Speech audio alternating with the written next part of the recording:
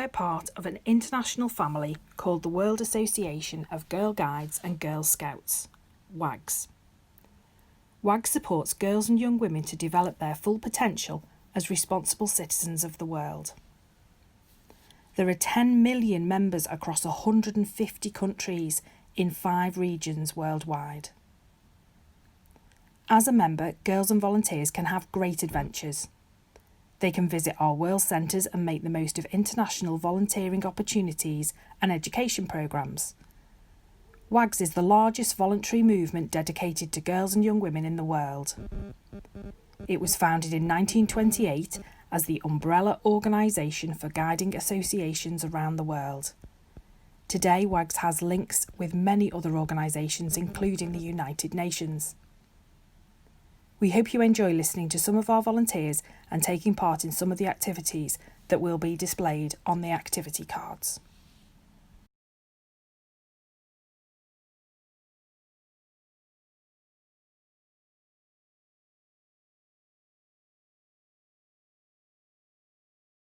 Hello, my name is Jo and I volunteer with First Tranmere Guides in Birkenhead Division. I've been to Pax Lodge on a number of occasions with guides and rangers. It's the most popular world centre for us here because it's still in this country, so quicker and easier to get to. It's a great base to do activities with the volunteers at Pax or to visit the London highlights. We've been in late November and I can recommend visiting the Hyde Park Winter Wonderland, the Natural History Museum and shopping at Hamleys, the massive toy store. Pax means peace, so for this activity we'd like you to make a peace dove. Or a more difficult activity is to make an origami peace crane by folding paper. You'll see the instructions for both listed on the webpage. We'd also like you to make a light lantern. Use your imagination and creativity for the design. You could use paper to make a tube with holes cut out for the light to shine through, or maybe use old toilet rolls with some colour paper flames inside. With supervision, girls could also use an old clean tin can, hammer and nail to tap holes in a pattern in the tin can so you can make a pretty lantern. Make sure you have an adult to help you to check for risks and work out how to do it safely. It would be great to see some of your pictures of you in action and the things you have made. I hope you get to visit Pax one day, but in the meantime, enjoy this activity.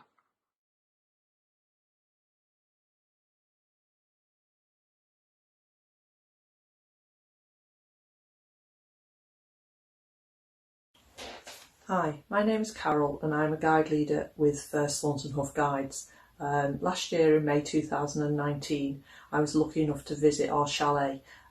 This is one of the world centres and it's near a town called Adelboden in Switzerland, and I went as a leader with Catherine Hilditch and First Nest Guides.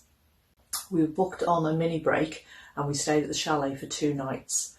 When we arrived, the scenery was beautifully green and you could hear the sounds of the cowbells in the Alps. I've actually got a little cowbell here, quite like the sound of it, it's quite nice. And when you see the chalet for the first time, it's an unforgettable memory, as it's absolutely stunning. After dinner in the evening, we were treated to music from an Alp horn and we enjoyed fondue. The next morning when we got up, the snow was there was thick snow which was stunning, and we walked for the day. We walked from the chalet to Switzerland's second longest waterfall, and while we were out, it was the last day of the ski season, so we were taken up in the cable car up to the ski resort. Unfortunately, it was zero visibility as the snow was really quite heavy, so we weren't able to see any of the skiing even though there were skiers up there. But we did go in the cafe and enjoy a lovely hot chocolate drink, which was very welcomed as it was very, very cold. A visit to the wood carvers is not to be missed. The carvings are amazing with lots of very traditional nativity scene carvings to buy. These are expensive, but they also have lots of smaller things to buy and they will carve a message on them for you. I bought some lovely wooden Christmas decorations, which I put on my tree every year, and they just remind me of places that I've been over the years. A memorable moment of the weekend was the closing ceremony, which was on the morning that we left to travel home. It was held outside in the snow with an amazing backdrop of beautiful blue skies and the contrasting snowy Alps. We sang the world song, and we were presented with a pin badge commemorating our stay. I've actually got the pin badge here, if you can see that. And then there's a few other badges that I collected. I usually try and collect pin badges when I'm on my do any trips abroad. During the flag ceremony, some of the guides made their promise, and this was a lovely experience for them. It's actually the Swiss National Day on the 1st of August, and they have carnivals in the street where they throw flags and they play horns and they ring cowbells. And find out more about what happens on Swiss National Day, you can find this on the link www.myswitzerland.com. Also, as part of the wide game, there's a first aid videos that you can watch. The head office for the Red Cross is in Geneva, which is a major city in Switzerland. And the activities that you can watch as part of this wide game are 6 1-minute first aid videos, which are by the British Red Cross, and these are on the link lifeliveit.redcross.org.uk. You can also take a virtual tour around our chalet, and maybe you'll go there one day, and this is available on a YouTube video. Decide how you'd like to share some of the things that you've learned with us. This may be a poster, or you may want to do a digital comic strip, or you might even want to be a news reporter and give an update. And we're really excited to see what you've got up to.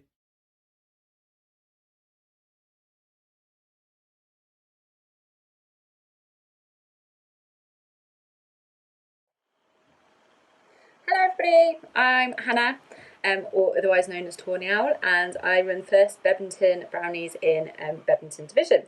I visited Sangam in 2007, so 13 years ago now, as part of the Midlands region contingent that went out there. So I represented Warwickshire because I was a guide in Coventry at the time. I absolutely loved my visit to Sangam and the whole of India. We spent about 3 weeks there in total, 10 days at Sangam itself.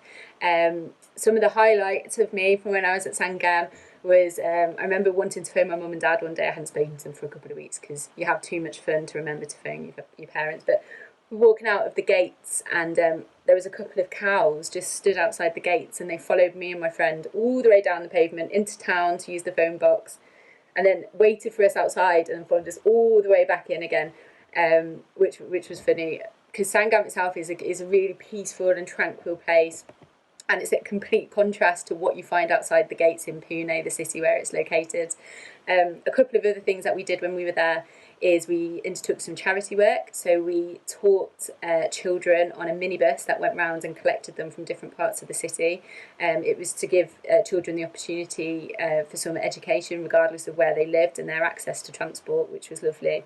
And we also taught swimming lessons because Sangam has a really large, lovely swimming pool right in the middle of the accommodation, which you will see if you watch the video of the virtual tour of Sangam, which I recommend. It brought back lots of lovely memories for me. I found the necker that they gave us in Sangam. So if you visit Sangam, this is what you will get. So this is the World Centre necker.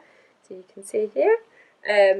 So as well as that, we also had saris made. So that's at my parents' house. We had some lovely saris made, went into the market in the middle of town and had them made. So if you ever get the opportunity to go, it is just a beautiful, amazing opportunity, and I would recommend it to anybody. So what you need to do. Sangali is the mascot of Sangam. Sangali is an elephant. So we would like you to make an elephant. You can draw Sangali, you can make her out of recycled materials, do whatever you want. The more inventive, the better. But remember to post your photos to us through your parents or guardians so we can see how you've managed to create Sangali. So for the Sangam part of the wide game, we want you to have a look at Mendi designs. So Mendi is a pattern that is applied to your hands and your arms and your legs for special occasions. We want you to draw a Mendi pattern on your hand.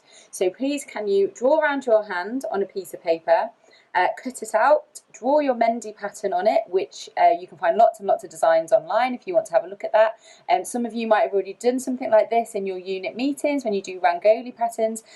So cut it out, post a picture of it online so we can see that you've done it, and voila, that is your Sangam part of your wide game. So have a lovely rest of your camp, everybody, and I will speak to you soon. Thank you, bye.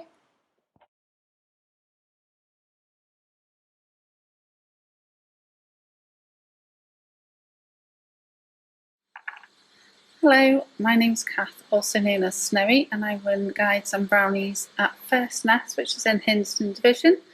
I'm going to tell you a little bit about Kusaferi. This is the logo for Kusaferi. It's the newest World Centre and it's located in Africa. And Kusaferi means to journey in Swahili.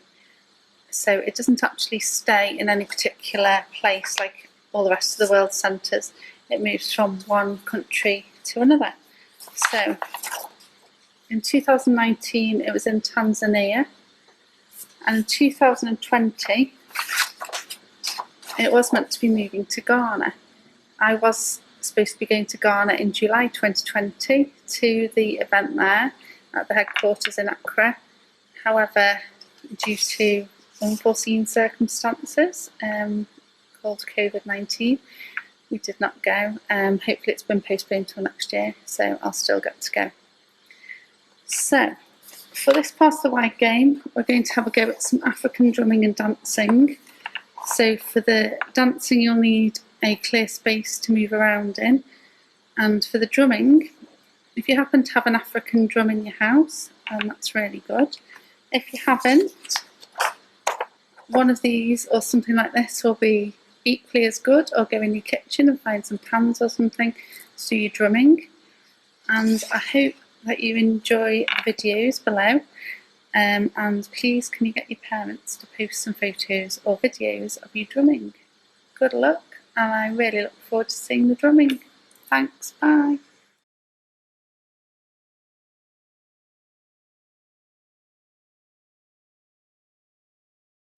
Hi, I'm Fiona. I'm District Commissioner of Frankby District, which is in Arrowbrook Division, and I'm going to talk to you today about my trip to the World Centre in Mexico, Cabanya, and all of the amazing things that I did whilst I was there. Whilst I was at Cabanya, I got to experience some wonderful things and meet so many people from all over the world. We got to do craft, we had a pool party, we had an opening and closing ceremony, we learnt about the history of Cabanya and actually their plans for moving forward in the future, some of the work that they do. We got to go and visit a local town. It was absolutely fantastic, but more importantly, I would like to talk to you today about the work that we did with the sea turtles, which was actually our service project whilst we were there. Whilst I was at Cabanya, we had to undertake a service project. So for our service project, we travelled to the coast to Acapulco and we did some work with the sea turtles. So whilst we were there, we learned about the different types of sea turtles that there are and the work that the rescue centre was doing to look after them.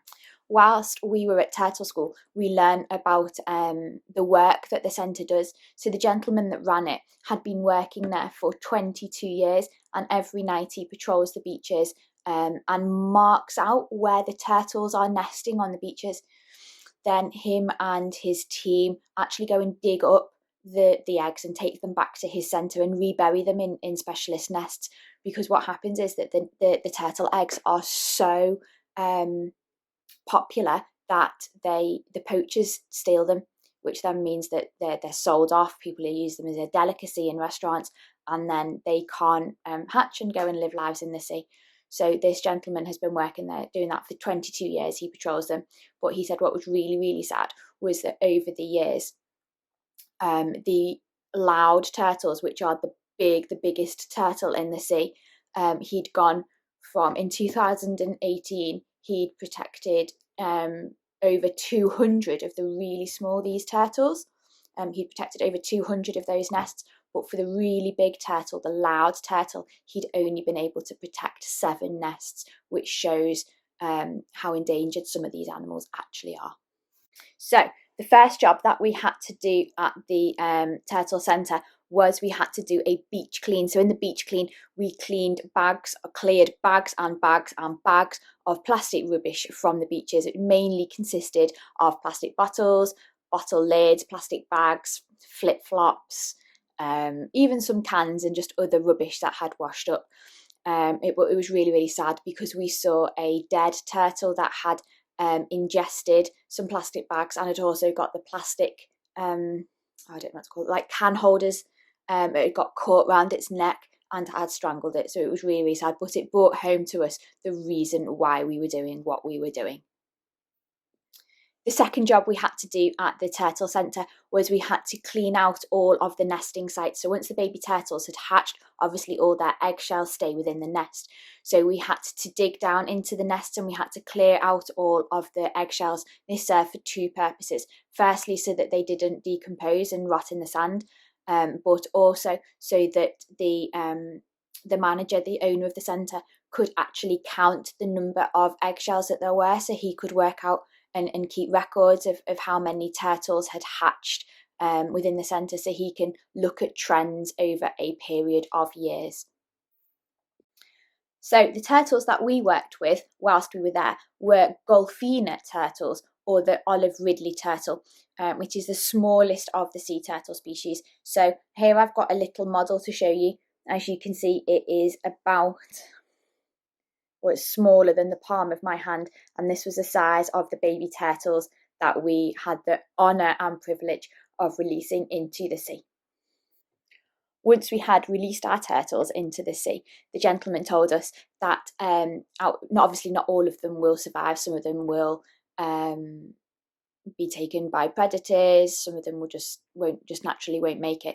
But he said out of the ones that do make it and the ones that do survive, in 12 to 15 years' time, they will come back to that beach at Acapulco and will then lay their eggs, and the cycle will start all over again.